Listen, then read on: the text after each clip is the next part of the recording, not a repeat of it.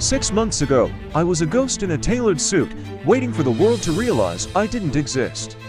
Now, I am the CEO of Reed Vane Global. We didn't just fix the clerical error, we redesigned the world. I married a woman who doesn't care about my DNA. She cares about the way I rebuilt the London office from the ashes of Arthur's greed. We own the skyline now. Not because of a name, but because I stopped trying to be a Vane and started being the man Martha Reed raised in secret. I have more wealth than an ancient king, but I still burn the toast every Sunday morning. It's a grounding ritual. It reminds me that gold is just metal, but a home. That's a heartbeat.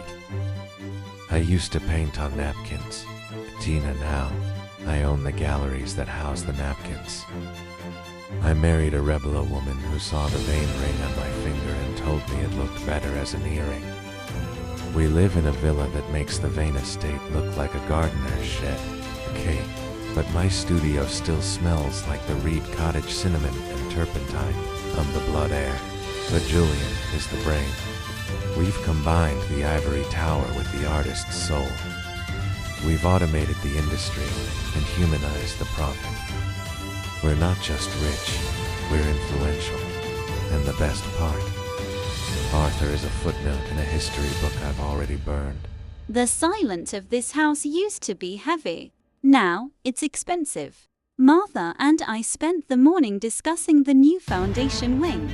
She wears her knit sweaters, and I'll wear my pearls, and somehow, the colors don't clash anymore. I lost a son and gained two. I watched Elias walk down the aisle last month, and for the first time in 50 years, I didn't look for flaws. I looked for joy. Julian's wife calls me mother, and she means it. We've accepted that the past was a draft. This is the final masterpiece. We have more gold than we can count, but Ivy learned that the most valuable asset in the Vane portfolio is a Sunday dinner where no one is lying. I used to worry about the light bill. Now, Julian bought the power company just so I'd never have to sit in the dark again. It's a bit much, really, being the mother of two kings.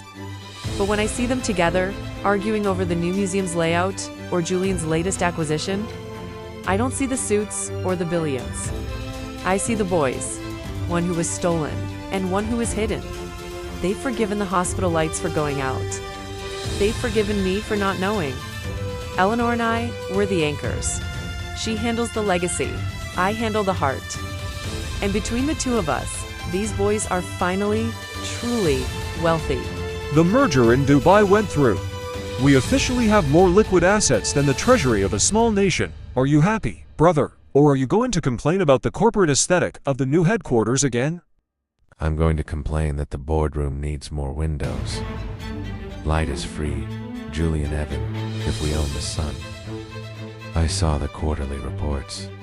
We're funding 10,000 scholarships this year. That's the real wealth, not the yachts, not the private jets. Martha says we're expanding the guest list. She wants us all at the cottage this weekend. My wife wants to know if you're bringing that rebel of yours. Apparently, they're planning to redesign the garden using some radical botanical theory. God help the roses. You know, Julian. Arthur thought he was building a weapon. He thought he could mold you into a tool for his own gain. He never realized that by switching us, he created a bridge. You have the Reed heart and the Vane mind. I have the Vane fire and the Reed soul. Together, we're untouchable. Untouchable, and finally, properly fed. Martha's making the pot roast. Eleanor already called to ask if she can bring the vintage wine from the 1920 to sell her. To the ghosts we buried, to the kings we became. To the family, even the parts that don't make sense.